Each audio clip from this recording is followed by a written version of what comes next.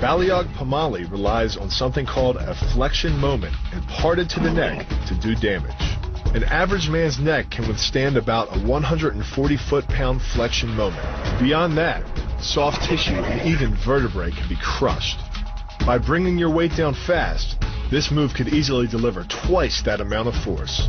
And it wouldn't just end a fight, it could leave your...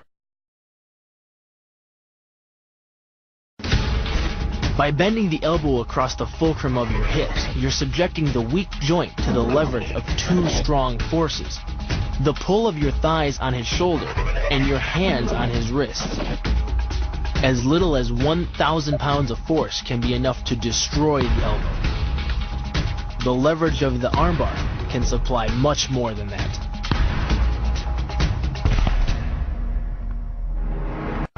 You use the strength of your legs to maintain your dominant position while you secure the choke. Just a few pounds of pressure on the collar of his gi is enough to reduce the blood flow to the brain to a trickle and end the match.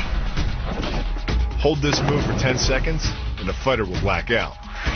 Hold it just a bit longer and he's dead.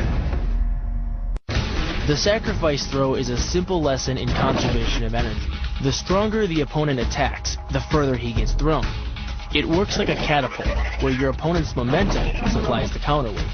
The faster he's going, the further he's going to fly, and the harder he's going to land.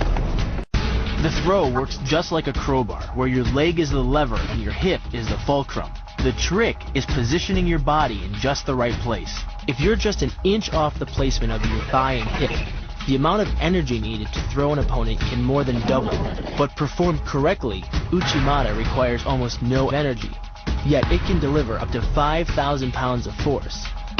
If it weren't for the mat, a throw like Uchimata would be enough to cause serious injury or even paralysis. Because it swings through such a wide arc, the wrist is moving at speeds of up to 43 miles per hour. And since the radius doesn't deflect or compress nearly as much as a fist, it can deliver a staggering blow, like being hit with an axe handle or a baseball bat. To demonstrate the power of the Kote Uchi, Shinjo-sensei did something incredible. I'm gonna go over there.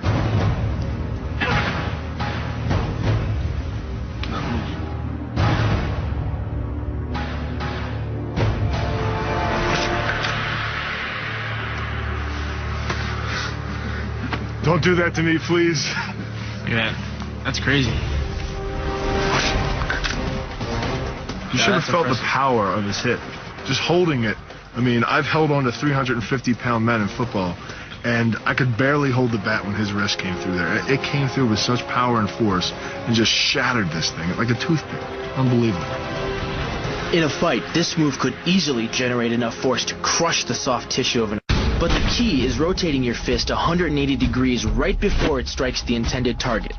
The twisting snap of the arm maximizes the speed of the punch and magnifies the force of the blow by concentrating the impact on the first two knuckles of your hand. Done correctly, it can deliver as much energy as a bowling ball dropped from the top of a house, more than enough to cause soft tissue damage or break a rib. The block works by taking the opponent's blow at an angle, which deflects the energy of the blow away from the vulnerable torso. The harder you block, the further his blow will be deflected, and the more open he'll be to a counter-strike. Because the area of impact is focused on a small part of the foot, it magnifies the force of the blow, making it capable of dropping 1,000 pounds of force on your head. It's like getting whacked in the head with a Louisville Slugger. The kick's power comes from the snap of the knee. The snap is created when the quadricep, the largest muscle in the body, contracts and pulls the tendon connecting to the foot over the knee. Using the knee as a pulley, the strength of the quad is enough to accelerate your foot to speeds close to 30 miles per hour.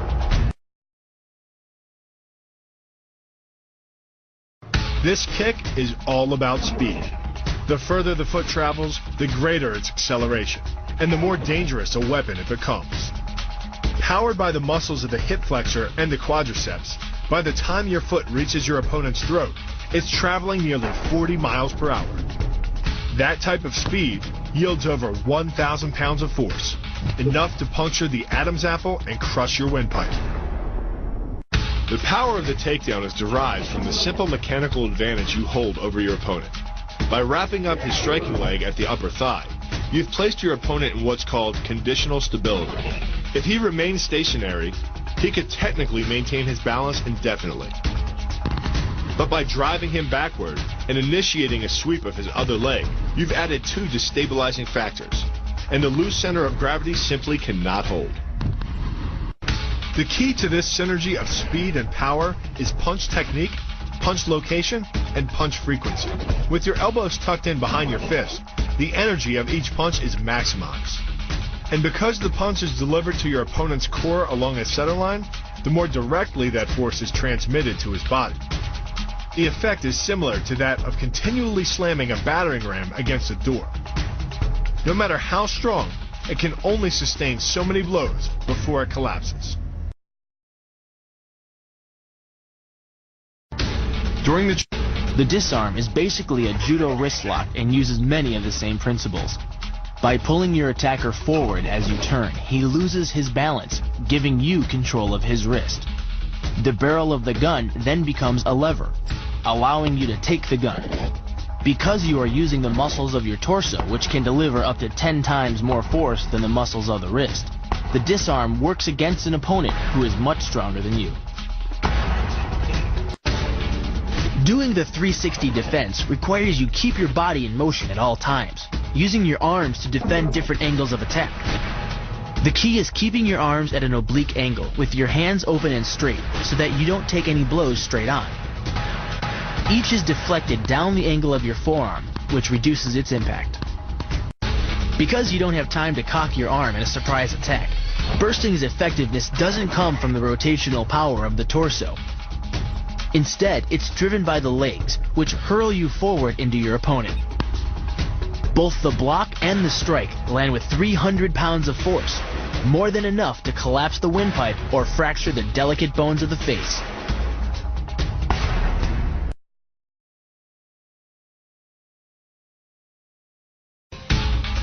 But the real damage from the knee bar doesn't come from gravity. It comes from leverage. Once the knee is locked, your hips act like a fulcrum, and his leg acts like a lever, multiplying any force you apply. So even though the ligaments and tendons around the knee can sustain 1,700 newtons of force, the knee bar can load a lot more than that, enough to completely destroy the joint. By taking control of your opponent's leg, you turn his hip into a pivot point.